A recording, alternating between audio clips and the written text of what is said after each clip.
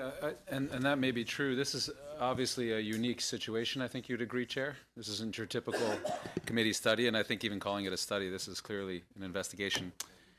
I was listening intently to Ms. Khalid's point. I think she may want to reconsider the expression that making a lot of hay created out of nothing. Your colleagues have expressed, the chair of this committee, certainly many legal experts. The former Liberal Attorney General in Ontario suggested that charges have been brought against Canadians for obstruction of justice with much less evidence than we already have in place today.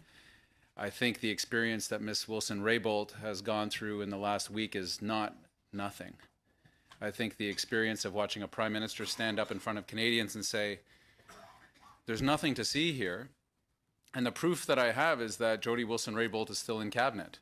And then less than 24 hours later, his proof evaporates, and Ms. Wilson-Raybould is not only left Cabinet, but then has the spectacle of the Prime Minister referring to her in the first person while male colleagues in the legal titles. I agree wholeheartedly with my colleague, Ms. Raitt. I thought that spectacle was unbecoming of a Prime Minister, frankly, towards a woman who has held herself with some great integrity, and I think the comments of Minister Philpott would do much better on this government than those by the Prime Minister himself. Now, to this, we've actually made some suggestions that I've not heard any of my Liberal colleagues respond to. They just say that they're going to support this, and I'm sure my friends would like to reassure Canadians. We can't reassure Canadians because we don't know what happened here yet. One would to suggest that we can reassure them with this motion is to suggest that there's nothing to find. And I would submit humbly that the last week has told us, less than a week, has told us that there's clearly something here. There is the most grave allegations, as the chair himself and others have commented on. The Shawcross, we keep talking about this principle. I think it would be helpful for those trying to follow along as to what we're talking about. It is not the Shawshank principle, as some have referred to it on Twitter, once again confirming that particular site isn't always great for information. And it's about the role of the Attorney General, in particular the independents. And I think it bears some understanding as to why I'm going to make a suggestion that we include more witnesses than the Liberals have put forward so far.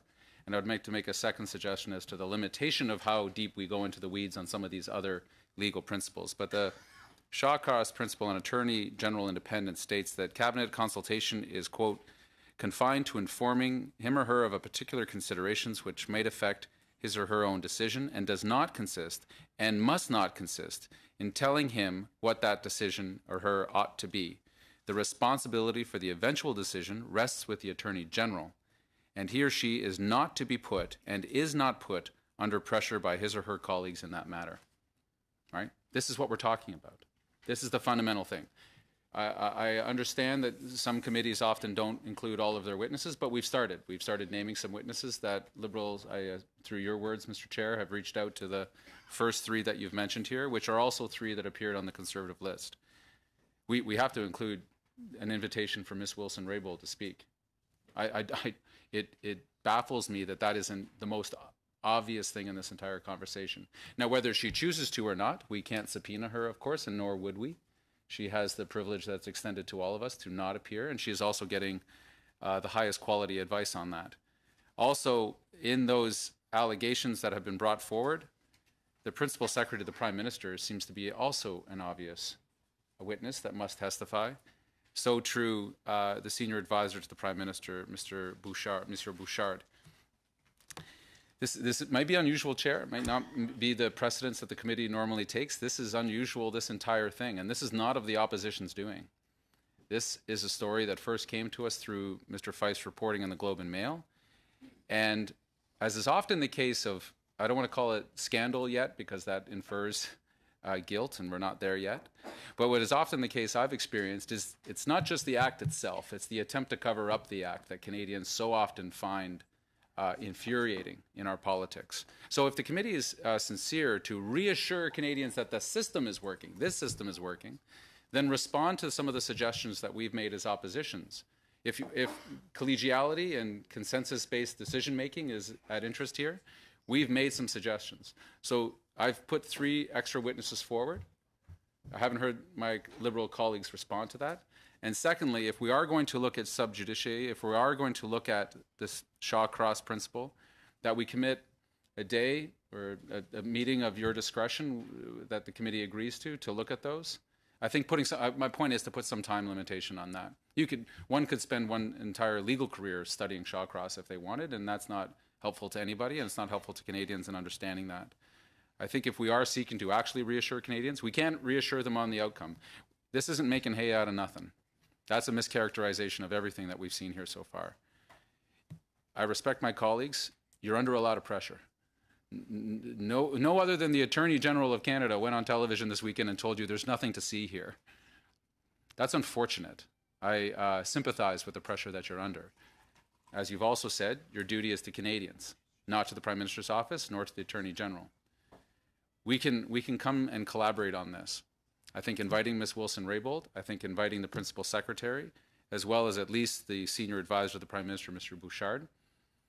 It seems obvious to everybody looking at this case. Why it wouldn't be obvious to all members on this committee would be perplexing to me, and I think would invite the allegations of an attempt to limit and cover up what is actually happening here, which my Liberal colleagues haven't said in so many words, but I'm sure that is an interest that you share with us, is that Canadians do feel reassured that we're getting at this, understanding all the limitations that we're faced with so many trials taking place.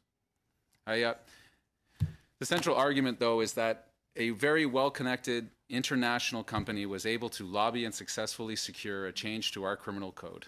It was placed into the very last pages of a 535-page omnibus bill. There are now allegations that that measure was then pushed upon the former Attorney General, and that perhaps when she resisted, she was fired. And then when the Prime Minister said, we're all on the same page here, and the evidence that we are is that she's still in my cabinet, the next day she quit. If anyone wants to say that's not concerning to them, boy, oh boy, you're living in another reality than I occupy. I think we owe it to Canadians to do this. Consider the 3 extra witnesses that have been proposed, and consider the suggestion that the limitation on the study of these other legal principles is also put in place, that we don't go on some fishing expedition. I understand. Are you putting that forward as a formal amendment right now, or are you putting it forward for discussion? Let's put that as a formal amendment, Chair, because I think because folks aren't commenting on the suggestion from the opposition. So what we've heard so far is the Liberals put forward a motion. The Conservatives have said we're going to reject it out of hand. I'm suggesting is there a potential to combine the key elements, because the core differences are there's not a limitation on the study, and that the witness list that is prescribed by the Liberal motion is very, very limited. Can I make a suggestion, Mr. Cullen? Because we have other people who, I guess, haven't intervened yet. Can I come back to your amendment when we get to the end of this, like the people who have asked to speak here? We will then come back and put your amendment as the next item, and while you have the time, maybe you want to draft it. Very sage counsel. Perfect. So we now